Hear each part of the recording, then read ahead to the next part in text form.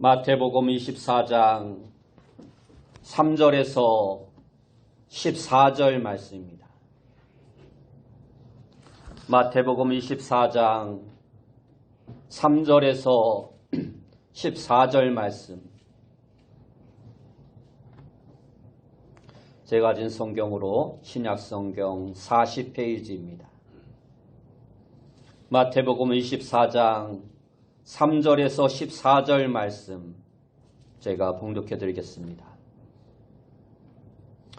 예수께서 감람산 위에 앉으셨을 때에 제자들이 조용히 와서 이르되 우리에게 이르소서 어느 때에 이런 일이 있겠사오며 또 주의 임하심과 세상 끝에는 무슨 징조가 있사오리이까? 예수께서 대답하여 이르시되 너희가 사람의 미혹을 받지 않도록 주의하라. 많은 사람이 내 이름으로 와서 이르되 나는 그리스도라 하여 많은 사람을 미혹하리라. 난리와 난리 소문을 듣겠으나 너희는 삼가 두려워하지 말라. 이러한 일이 있어야 하되 아직 끝은 아니니라. 민족이 민족을 나라가 나라를 대적하여 일어나겠고 곳곳에 기근과 지진이 있으리니 이 모든 것은 재난의 시작이니라. 그때 사람들이 너희를 환난에 넘겨주겠으며 너희를 죽이리니 너희가 내 이름 때문에 모든 민족에게 미움을 받으리라.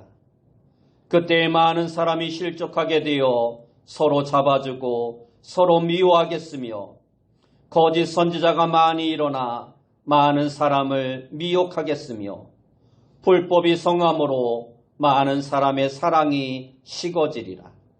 그러나 끝까지 견디는 자는 구원을 얻으리라. 이 천국 복음이 모든 민족에게 증언되기 위하여 온 세상에 전파되리니 그제야 끝이 오리라. 우리 옆에 분들과 인사합시다. 만나서 반갑습니다. 다시 한번 인사합시다. 오늘도 큰 은혜 받읍시다. 오늘 우리가 읽은 말씀을 통해서 끝을 준비하며 살자. 끝을 준비하며 살자라는 제목으로 함께 은혜의 말씀을 나누기 원합니다. 오늘은 2025년의 마지막 주일입니다. 하루의 마지막 시간이 있고 한 해의 마지막 날이 있는 것처럼 우리 모든 인생에도 마지막 날이 있습니다. 서울 구치소에서 교도관으로 있었던 박효진 장로의 간증에 이러한 이야기가 있습니다. 서울 구치소에서 내가 가장 관심을 가진 사람들은 사형수들이다. 언제 형장의 이슬로 사라질지 모르는 그들에게 예수님을 구주로 모시고 사는 교도관들과 1대1로 제자훈련을 시키기로 했다. 나는 유두영이란 사형수를 맡았다. 그러나 그는 아무리 열심으로 설득하고 권면해도 기고만장하여 복음을 거절하였다. 급기야 나는 사형수가 가장 싫어하는 말을 내뱉고 말았다. 너 죽을 준비 됐냐? 죽음이란 단어는 사형수들에게 있어서 금지된 단어입니다. 순간 두영이의 얼굴이 일그러졌다. 나는 로마서 1장의 말씀을 그에게 읽어주며 두영아, 너만 사형수가 아니라 우리 모두가 하나님 앞에서는 사형수란다. 시간적으로 조금 빨리 가고 늦게 가는 것에 불과할 뿐이니 서운하게 생각하지 말아라. 나는 전도가 실패로 끝났다고 생각되어 도영이를 돌려보내려고 할 때 마음 한구석에서 기도하라는 음성이 들렸습니다. 꿇어앉아 기도하라는 성령의 감동에 순종하여 그 자리에서 드린 기도는 교도관과 사형수가 얼싸안고 울부짖게 만들었다. 그렇게 눈물이 교류된 이후 사형수 두영이는 예수님을 구조로 영접하였다. 이후 두영이는 성경을 읽고 기도하는 것으로 교도소에서의 모든 시간을 보냈다. 사형수를 만나면 붙들고 죽을 준비하라고 권면하였다. 우리는 그를 가리켜 최고의 전도사라 불렀다.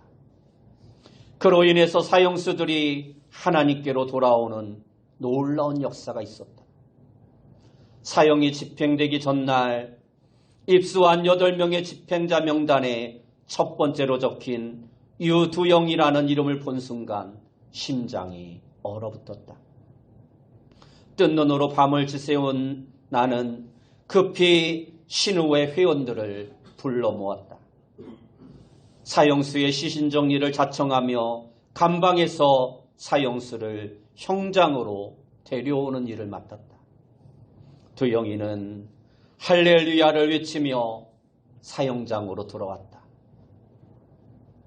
나는 눈을 감고 하나님께 기도하였다. 하나님, 이 땅에 사형장이 생긴 이래 이 무서운 형장에서 저렇게 하나님을 찬양하는 소리가 들린 적이 있습니까? 하나님, 오늘 두영이에게 힘을 주옵소서. 두영이가 나를 보고 손을 내밀었다. 장로님, 저 먼저 갑니다. 천국에서 만납시다. 그래, 두영아, 잘 가거라. 교도소장은 두영이의 죄상을 읽기 시작했다. 그 순간 두영이는 수갑을 찬 손을 치켜들고 말하였다. 소장님, 그 죄를 제가 다 지었습니다. 그러나 그 죄는 제가 하나님을 알기 전에 지은 죄입니다. 제가 하나님을 조금만 더 일찍 알았더라면 그러한 죄를 짓지 않았을 것이고 오늘 이와 같이 사형대 앞에 서지도 않았을 것입니다. 그러나 저는 늦게나마 하나님을 믿었고 하나님께서는 저의 그 모든 죄를 용서해 주셨습니다. 깨끗한 몸과 영혼대로 하늘나라에 갈 수 있도록 그 부끄러운 죄상을 더 이상 읽지 말아 주십시오. 소장은 두영이의 요구를 받아들였고 마지막으로 예배를 드리겠느냐고 물어보았다. 두영이는 예배를 인도하는 목사님에게 요한복음 3장 16절의 말씀을 암송한 후에 그 말씀을 가지고 설교를 해달라고 부탁하였다. 마지막으로 유언을 남기시겠습니까? 라는 말에 그는 큰 목소리로 이렇게 말하였다. 소장님, 그리고 이 자리에 있는 모든 교도관님, 제 마지막 부탁은 여기 있는 모든 분들이 제가 만난 예수님을 만나게 하는 것입니다. 이윽고 얼굴에 흰 두건이 덮여졌고 무릎과 발목과 발꿈치에 보승줄이 묶였다. 그 순간 두영이의 입에서 하늘 가는 밝은 길이 내 앞에 있으니 찬송이 울려나왔으나 채 찬양이 끝나기도 전에 그의 몸은 허공에 매달리고 말았다. 그의 영혼은 하늘나라로 갔고 그의 안구와 장기는 필요한 사람들에게 기증되었으며 시체는 해부용으로 대학병원에 기증되었다. 이 간증에서 장로님이 사형수 유두영에게 말했던 것처럼 저도 여러분에게 묻고 싶습니다. 여러분, 죽을 준비 되셨습니까? 아니, 주일날 예배드리고 은혜 받기 위해는 왔는데 웬 죽을 준비냐고 물으실 수 있습니다. 그러나 우리 모두가 한 번쯤 깊이 생각해 보아야 할 질문입니다. 우리는 언제 어떻게 우리의 생명이 끝날지 모릅니다. 주님이 부르시면 우리는 그 순간 모든 것을 다 놓고 가야 하는 것이 우리 인생입니다. 그러므로 우리는 항상 우리의 마지막 날을 준비하며 살아가는 자가 되어야 합니다. 죽음에는 순서가 없기 때문입니다. 지금 전 세계적으로 일어나는 여러 상황들을 보면 확실히 말세구나 하는 생각이 저절로 들게 됩니다. 우리는 흔히 도덕적으로 타락하고 사회적으로 혼란해지면 말세가 되었다라고 말을 합니다. 이것은 하나님을 믿는 사람이건 믿지 않는 사람이건 누구나 할 것 없이 일상적으로 사용하는 말입니다. 그러한 의미에서 지금 이 세상의 모습은 종말이 다가왔음을 보여주기에 너무나도 충분합니다. 그러면 구체적으로 말세에는 어떠한 일들이 일어나고 어떤 징조가 우리에게 있을까요? 오늘 본문에서 예수님은 말세의 징조를 묻는 제자들에게 5가지 징조를 말씀해주고 있습니다. 첫째 징조는 거짓 선지자의 미혹입니다. 본문 5절 말씀에 보면 많은 사람이 내 이름으로 와서 이르되 나는 그리스도라 하여 많은 사람을 미혹하리라 하고 말씀하고 있습니다.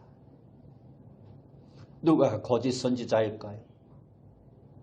거짓 선지자는 대개 이러한 특징을 가지고 있습니다. 천국과 지옥을 봤다고 말하고 신비한 체험을 했다고 이야기하며 꿈과 환상을 강조합니다. 또한 주님이 오실 날을 정확히 안다고 말하고 자기 주관적인 생각과 체험을 강조하고 자기는 어떠한 특별한 영적 능력이나 해석 능력이 있다고 하면서 자기를 신격화합니다.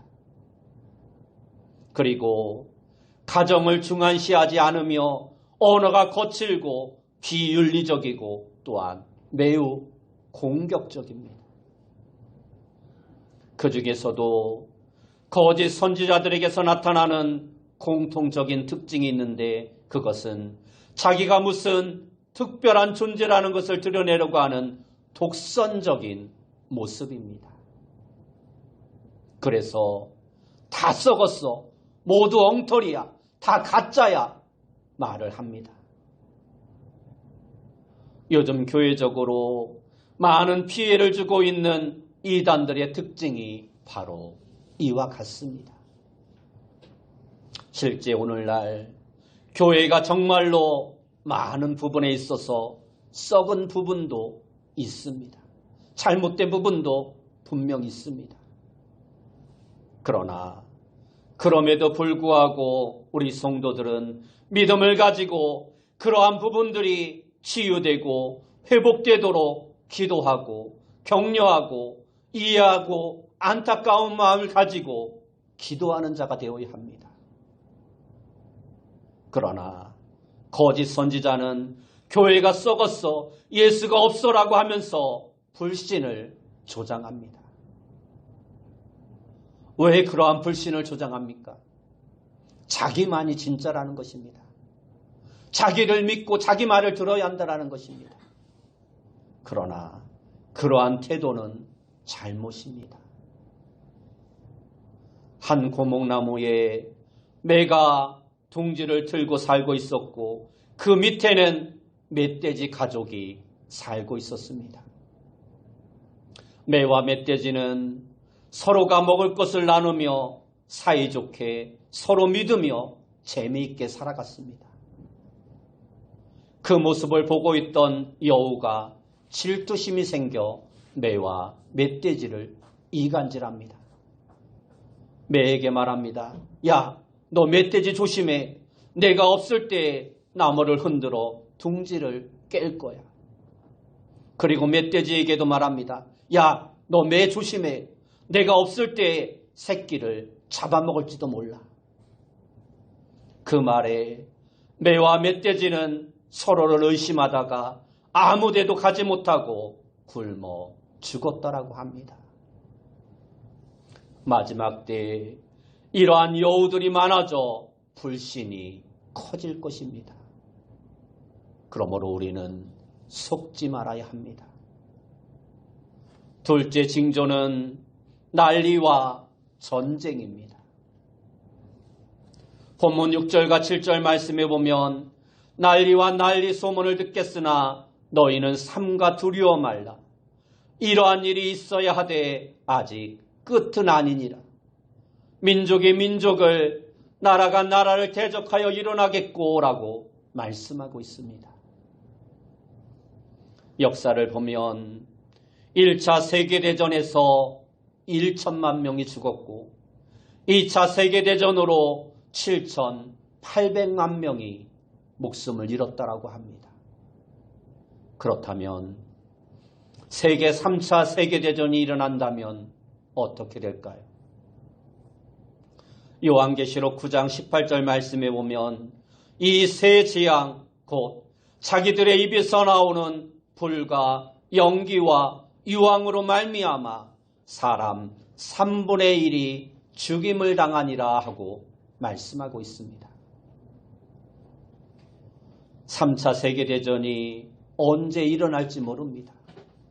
그러나 그 전쟁은 아주 무서운 전쟁이 될 것입니다. 요한계시록 9장 18절에 나오는 불은 미사일이고 연기는 생화학 무기고 유황은 핵무기를 상징한다고 어떠한 신학자들은 해석하기도 합니다. 바른 해석인지는 분명히 알 수 없으나 분명한 것은 전쟁으로 인해 인류의 3분의 1, 다시 말해서 최소 20억이 넘는 인구가 죽게 되는 전쟁이 있을 것이라는 것입니다. 최근의 전쟁과 테러들을 보면 정치적 이념 전쟁이 아니라 자원을 위한 전쟁, 종교와 민족 분쟁이 심화되고 있습니다. 그래서 난리와 전쟁 소문은 끊이지 않고 점점 더 아마겟돈의 큰 전쟁이 다가오고 있습니다. 셋째 징조는 지진과 기근입니다. 7절 하반부를 보면 곳곳에 기근과 지진이 있으리니 하고 말씀하고 있습니다. 이전에도 지진은 계속되어 왔습니다.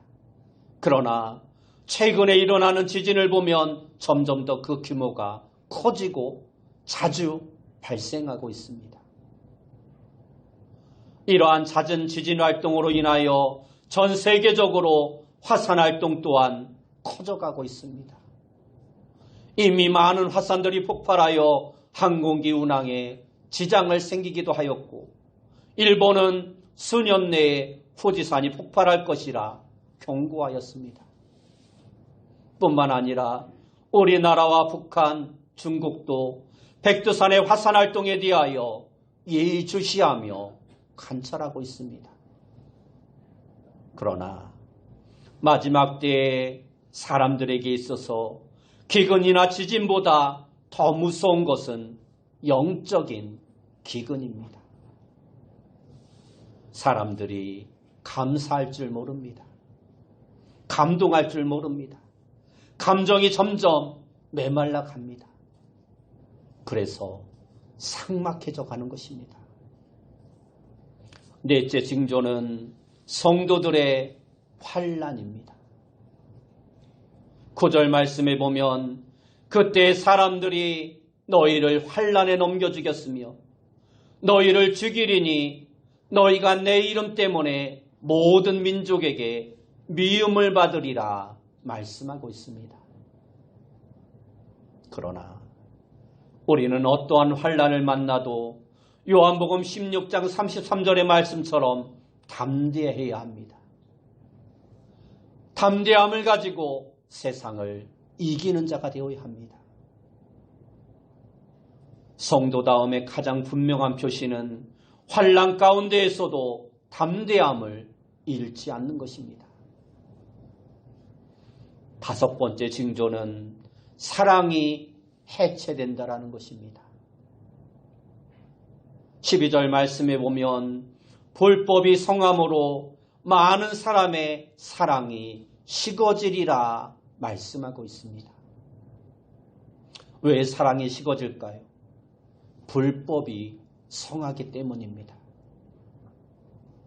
약속을 잘 깨고 법을 잘 깨고 규범을 잘 깨는 사람들을 보면 성령 충만하고 사랑이 넘치는 사람은 없습니다.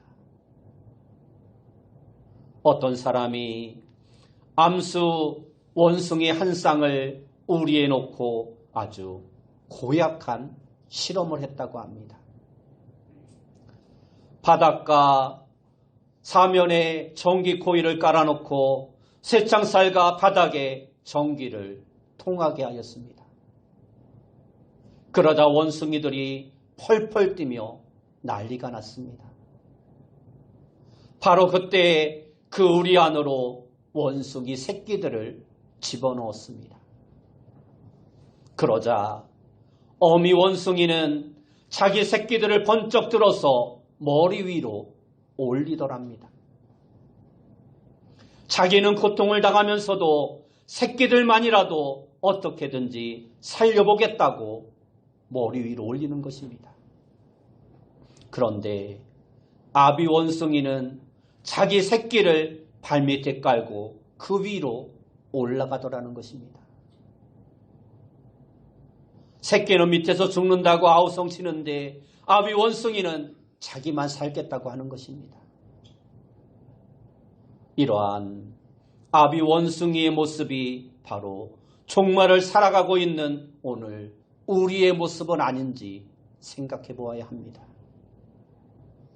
그렇다면 이러한 종말의 시대에 마지막 시대를 살아가면서 우리는 무엇을 준비하며 어떻게 살아야 할까요?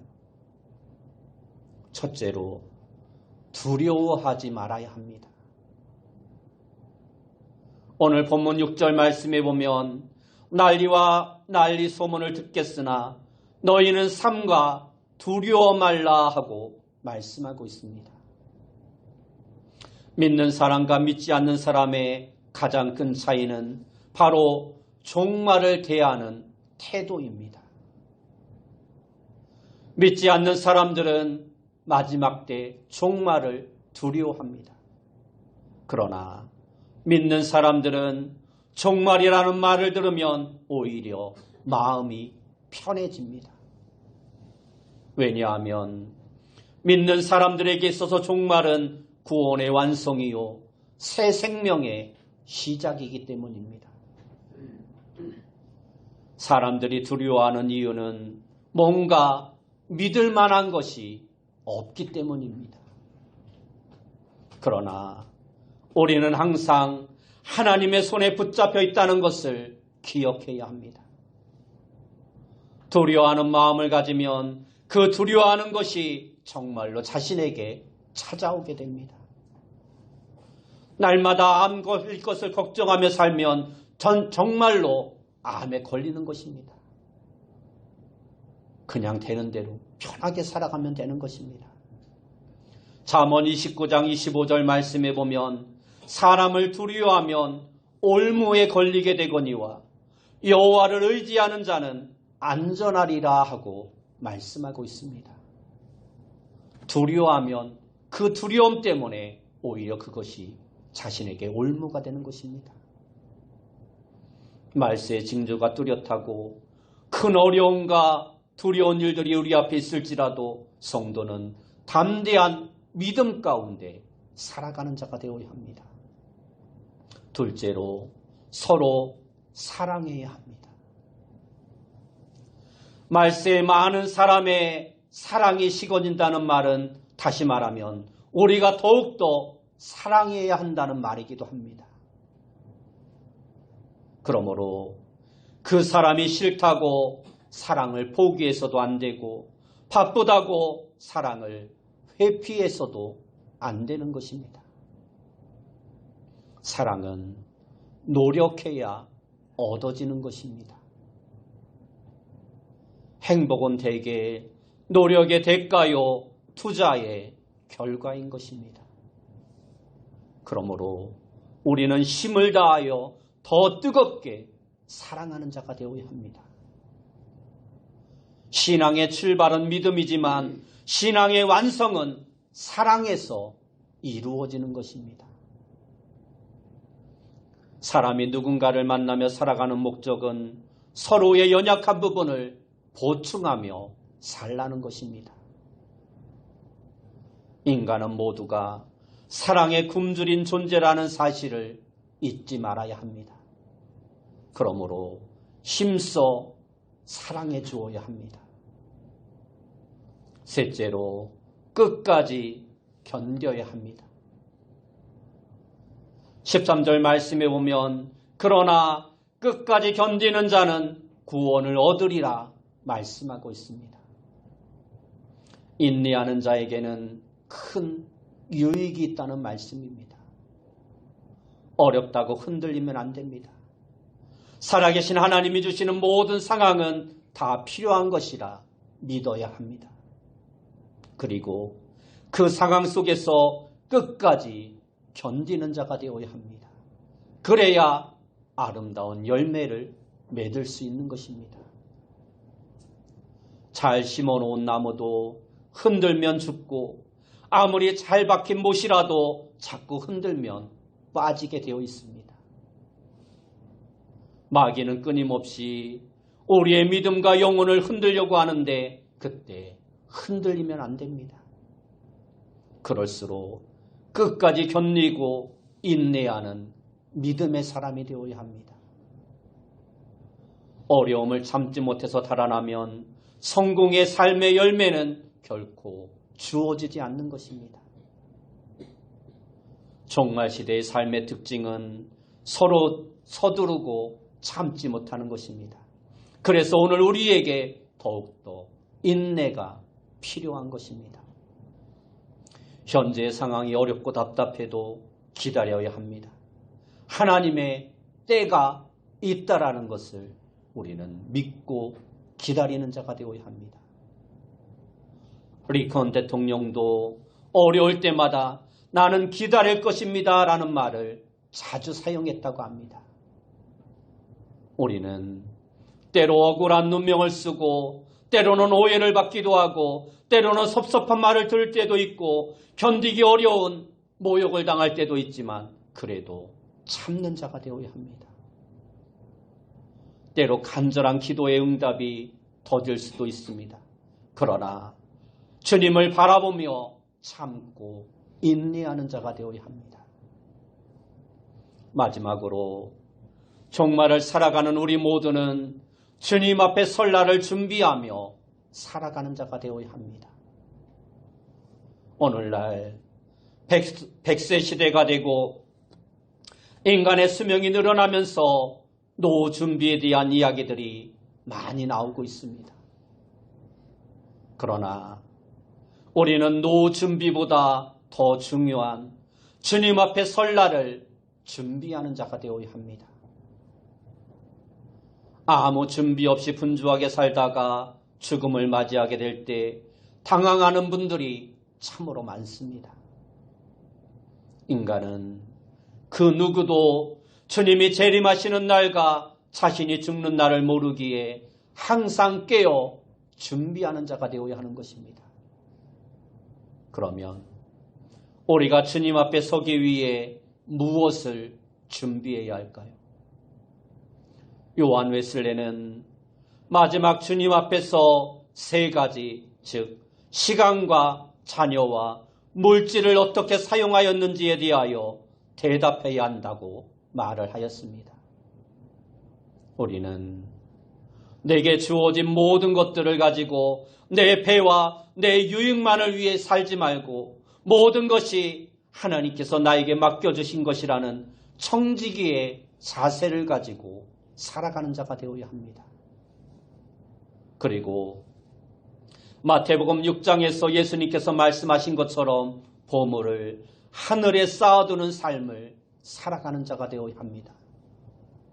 또한 무엇보다도 복음 전파를 위해 힘쓰는 자가 되어야 합니다. 오늘 본문 14절 말씀에 보면 이 천국 복음이 모든 민족에게 증언되기 위하여 온 세상에 전파되리니 그제야 끝이 오리라 말씀하고 있습니다.